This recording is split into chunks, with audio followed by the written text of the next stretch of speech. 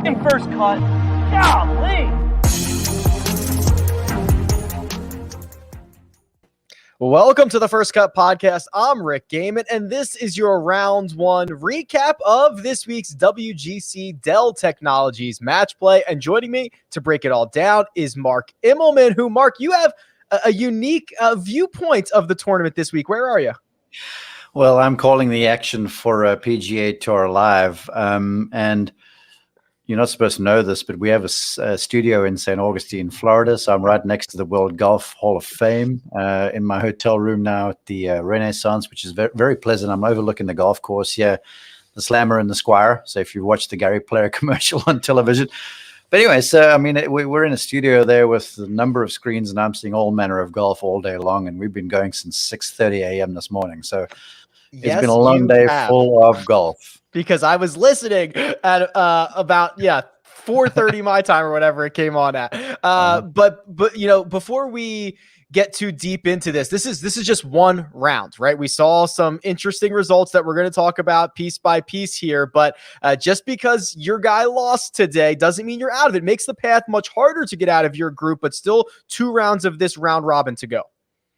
Yeah, and I'll tell you what, you said it a few times in our setup show yesterday, and I think it was match play chaos was the word you used, and I've said because match play once or twice today, because it's what 18 holes of match play represents. Head to head, mano a mano.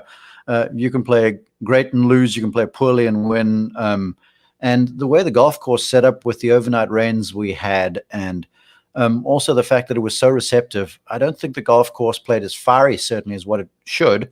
And so as a result, I think it kind of leveled the playing field a little bit, because some of these hole locations, cut in bowls, cut on little perches and such like that, ordinarily you have to be very precise. But today, with the greens being more receptive, they were playing slower. The putts just didn't have the fright factor about them. It was easier to get balls in close. So I feel like it just evened the playing field a little bit and sort of dulled the edges, if you will. And so that's why we saw a number of upsets, in my opinion. That's a good way to put it. There is still madness going on the basketball courts. And while that's in full swing, the Eye on College Basketball Podcast is your audio guide for the entire NCAA tournament. Gary Parrish and Matt Norlander will continue to provide breakdowns and daily recaps as we enter the second weekend of the tourney. If you want to watch the best March Madness analysis, follow the Eye on College Basketball Podcast anywhere you find this one. Mark, our number 1 seed, Dustin Johnson, escaped. Our number 3 seed, John Rahm, essentially went to the wire with Sebastian Munoz before. I told you guys. Okay, there was that 3-hole stretch in the middle where Munoz kind of gave that away to him, but Munoz played pretty well over the course of the day. So you absolutely right on that one. But it was Bryson DeChambeau, who's probably one of the bigger upsets of the day at the hands of Anton Rozner, 2 up. I did not necessarily see this one coming, but quite the result that we got out there. Yeah, where's Kyle Poulter when you need him? Because Kyle was joking about this guy yesterday afternoon, and lo and behold, he draws the big win of the day, and you got to hand it to him. You know, Bryson didn't have his best stuff. He didn't have his fastball about him, certainly. But when it came down to it, Rozner did what he had to do. You know, he finished out real strong there. That shot he hit into 18 was just incredible. Off a tight lie up and over a tree in there nice and tight, and forced Bryson's hand, and Bryson came up wanting. So it happens. Like you point out, it's no guarantee that Bryson won't advance. In fact, if he doesn't, my bracket is in the tank because I've got him going the whole way. But it's the kind of thing where I've said this before, and the one thing that jumps out to me about DeChambeau is that he knows exactly who he is. He knows exactly what he has to do. And he's got a really, in terms of recovering from a bad day, he's as good as any right now, because he goes to the range or the putting green right away. He knows exactly where to go and look. He makes the adjustments on the fly, and then typically comes out the following day and plays really well. So I would expect him to come out tomorrow, you know, have a bit of a better handle, certainly on putting the ball in play off the tee and giving himself a chance with the irons. Because today, if you weren't hitting it in the right place, you were not putting defensively, but you had yourself 30, 40, 45 feet a lot. And those are just hard to make on greens with lots of undulation and slope. So I'm expecting he'll go and iron that stuff out, having played a little earlier, and be right as rain tomorrow. Let's try to dive into the brain of Antoine Rozner, who now gets the big upset. I think it's interesting when he enters this event. He's the 58 seed. He comes in off of a victory in Qatar a couple of weeks ago, and the big thing here is that he can kind of freewheel it in the first round, right? I think a lot of us, the talking heads, we've all picked Bryson to move on. There's no expectation that Rozner is going to win this match, but now he's 1-0 in Group 5. Now does the pressure start for him? Like, what is his mindset moving into days 2 and 3? Well, he's sitting pretty because the other two guys in the group, Tommy Fleetwood, Siwoo Kim, they halved. Yeah. So they're both sitting with a half a point. Bryson's got 0. So Rozner right now is leading. So if he grabs one more win, that's essentially that, isn't it? I'm not a mathematician, but he can't cinch it just yet. But if he goes ahead and does the right thing, then who knows? But clearly, there's one thing's for certain. A win like this today does so much for one's confidence. Now, he's not some scrub that stumbled his way into this field. He's won in Qatar, as you point out, so clearly he's got game.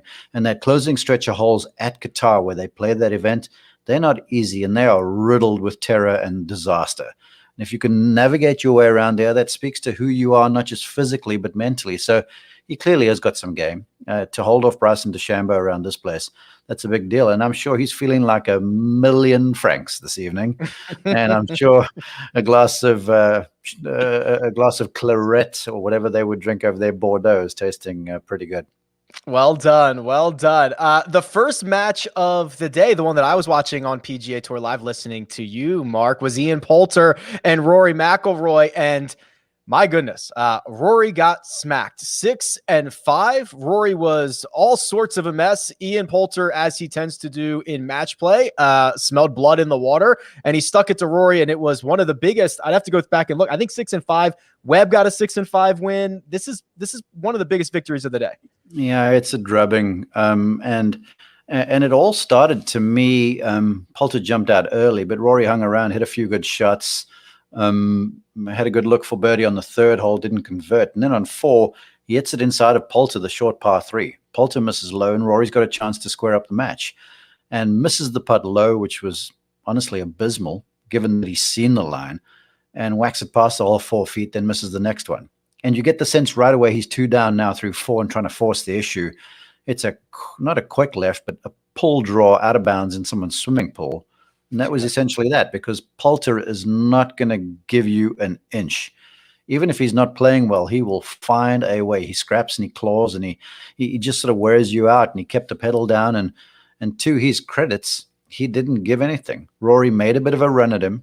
But then on 9, Poulter hit an approach shot in there to about 8 feet. There was a masterclass, and had the 2-up lead through the turn. And then Rory again on 10, tough hole location, I must admit. And a number of players missed this little plateau that the ball was on. But Rory's inside of Poulter, 89 yards, I think it was, down the hill, spins it off the green. Understandable. It wasn't as big a miss as what I think people would have made of it. But then you got a routine chip shot up the hill that he whacks like 8 feet past the hole. And that speaks to me of a guy who's not completely mentally there. He's probably still ruining the miss with a wedge. And he's probably thinking a little too deeply about technique as opposed to the basic pitch shot that's up the hill. Because I set it up. I was like, this one on the practice green, you make this one, a couple times in a practice bag, and the rest of them all tap-ins. And he just completely mishit it and hit it like 8 feet by and made a bogey, and that was that. And then Poulter just added salt to the wounds with the way he finished there over the last little bit. But if there's good news for Rory, and I said this on the show, I'm like, he knows where he's going at least now. Well, a couple of weeks ago at the Players, he wasn't that sure. But he has consulted with Pete Cowan, and they've figured out a way, and they're reverse engineering this golf swing. So they're going more from the downswing into the backswing than the other way around, which I like, because it'll still let Rory play some golf. And having been first out this morning, he can go in, grab lunch, grab a nap, come back out, get some range time, and maybe figure a little something out. Maybe get a little traction going on for a couple matches, because in as much as what Poulter's now in the pound seat, it's not over. Rory didn't look very convincing today, but if he knows where he's going and he finds a little something on the range, that's all you got to do. It's 18 holes against someone, and you don't know tomorrow if someone else struggles with their game, and you just got to get by them. So anything's still possible. So we mustn't I wouldn't throw the baby out with the bathwater just yet. Rory got within arm's reach at 8. And then, as mentioned, Poulter rattles off 5 in a row. It's the largest margin of defeats for Rory McIlroy in this event since 2011, when he lost 8 and 7 in the second round to Ben Crane. I would not have guessed that. You could have given me 1,000 names to guess, Mark. Yeah, no, yeah, I never would have gotten to Ben Crane. Yeah, I might have lost my mortgage on that. I would never have gotten that one. In fact, I've got Ben on speed. I'm going to shoot him a text and say, "Do you remember this?" I'm sure he's forgotten. Yeah, there you go. Justin Thomas, our overall number 2 seed, had his hands full all day with Matt Kuchar. Kuchar wins 2 of the first 3 holes. He extends it. Kuchar was 5 up when they made the turn. JT did end up winning 2 more holes on the back, but it was too little, too late. Matt Kuchar wins 3 and 2.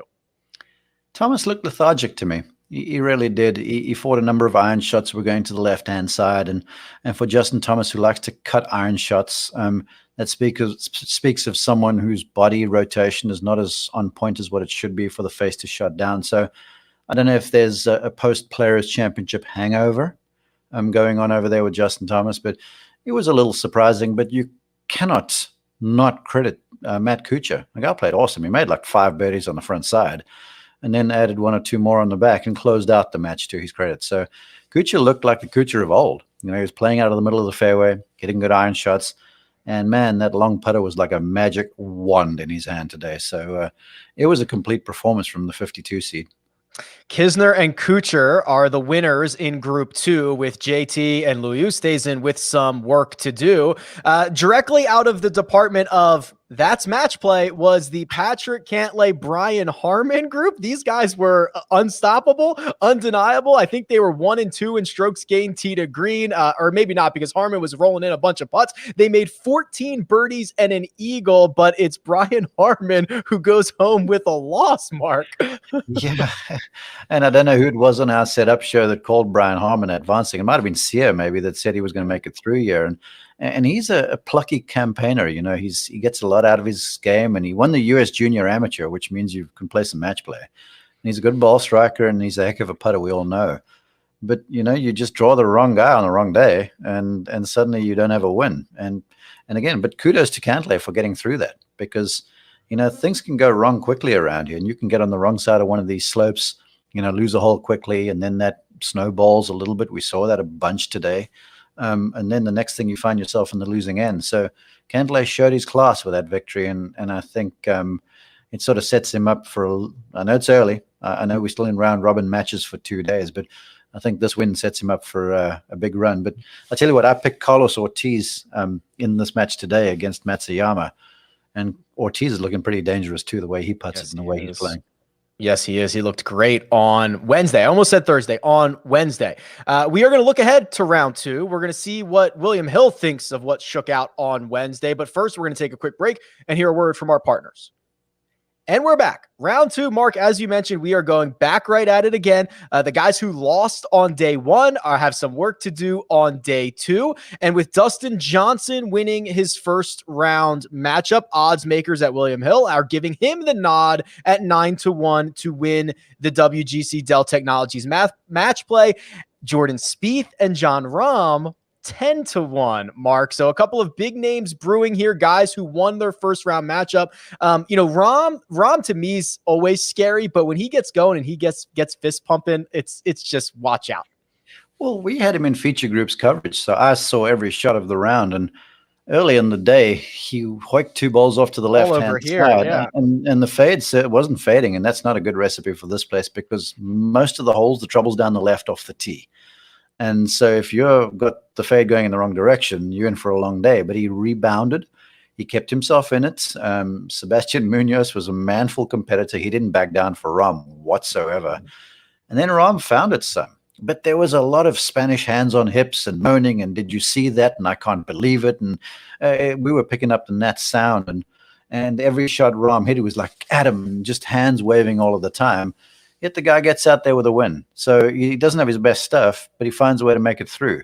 So for me right now, I'm saying Rahm, given his record in match play, he's been good here before, you got to stay in front of him. But you know what? I've got Jordan Spieth going a long way. He just cruised today. and he's going to do more of the same. And this golf course is going to get some rain tonight, is the forecast. And so a soft place, him with a wedge, I think he's going to have a field day around this place. Yeah, I certainly agree. That 16-1 number on Patrick Cantlay, who we identified leading into the week as he'd be terrible to play against, proved that on Wednesday, still hanging a 16-1 number. Before I let you go, Mark, here's the quote from John Rahm that I love. He was asked, okay, the middle of the round, things got a little bit squirrely. What happened? He said, I just said, that's enough, and I turned it on. Wouldn't it be nice? Wouldn't it be nice to just be able to do that, Mark? Just, you know what? It's time. I'm going to start playing now. Yeah, my goodness. I don't know how you do that, but he's that sort of a campaigner. He's got a very simple golf swing. There's not a whole lot of stuff going on. So as a result, I think finding his groove, for lack of a better term, is easy. And he's the kind of guy who's not afraid to play aggressive. Now, that doesn't mean, I don't mean by taking on stupid shots, because he doesn't hit that. But he putts aggressively, and when he hits wedges aggressively, and when he's got the right number in hand, he doesn't back down, and everything within reason gets a chance. So that might have just been what he means by turning on. It's like, okay, I'm not going to leave putts short, or I'm not going to miss putts low, or I'm going to make sure when I go, I'm going hard so that club face neutralizes and I hit my fade. And so, I can see where he sort of says that, but that must be a pretty cool gear to have. I must be honest.